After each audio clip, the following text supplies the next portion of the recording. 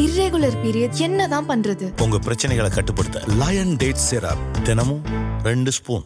தமிழக வெற்றிக் கழக தலைவர் விஜய்க்கு ஒய் பிரிவு பாதுகாப்பு வழங்கப்பட்டுள்ள நிலையில் ஒய் பிரிவு பாதுகாப்பு குறித்து பல்வேறு விவரங்களை ஓய்வு பெற்ற ஐபிஎஸ் அதிகாரி ரவி புதிய தலைமுறையிடம் பகிர்ந்துள்ளார். அவருடன் நமது செய்தியாளர் ரமேஷ் நடத்திய கலந்துரையாடலை தற்போது பார்க்கலாம். திரு விஜய் அவர்களுக்கு கொடுத்திருக்கிற பந்தோபஸ்து வந்து ஒய் கேட்டகரி. இந்த ஒய் கேட்டகரியில மொத்தம் 8 பேர் பாதுகாப்புக்கு இருப்பாங்க. இந்த 8 பேர்ல 2 பேர் வந்து பிஎஸ்ஓஸ், பர்சனல் செக்யூரிட்டி ஆபீசர்ஸ். அவங்க 2 ஷிப்ட்ல இருக்கலாம், இல்லைன்னா 3 ஷிப்ட்ல இருக்கலாம். வாகனம் வந்து 2 வாகனம் கொடுக்கலாம், மேக்சிமம் 2 வாகனம், குறைஞ்ச 1 வாகனம். என்னை பொறுத்தல இவருக்கு 2 போலீஸ் வெஹிக்கிள்ஸ் கொடுப்பாங்க, முன்னாடி 1 பின்னாடி 1. அப்புறம் இதனுடைய எக்ஸ்பெண்டிச்சர் வந்து மாசத்துக்கு 12 லட்சம் ரூபாய். பொதுவாக வந்து இந்த அரசு வந்து ஏற்றுக்குவாங்க இந்த மாதிரி செக்யூரிட்டி எக்ஸ்பெண்டிச்சரை. அரசியல் கட்சி தலைவர்கள், இவங்க முக்கிய பிரமுகர்களுக்கெல்லாம்.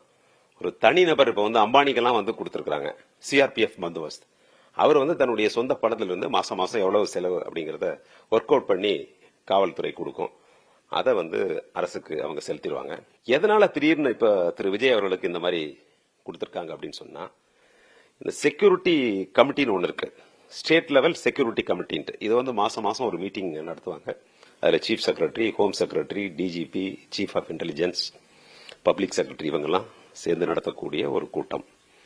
இந்த கூட்டத்தில் ஏற்கனவே வந்து இது மாதிரி இருக்கிற ப்ரொடெக்டிவ்ஸ் அப்படின்னு சொல்லுவாங்க ஆங்கிலத்தில், பாதுகாக்கப்படுபவர்கள், அவர்களுக்கு அச்சுறுத்தல் தொடர்ந்து இருக்குதா, அதிகமாக இருக்குதா, குறைஞ்சு போச்சா அப்படின்னு சொல்லிட்டு அதை ரெவ்யூ பண்ணி அதுக்கு தகுந்த மாதிரி செக்யூரிட்டி ஸ்கேலை வந்து ஏற்றவும் முடியும், இறக்கவும் முடியும்.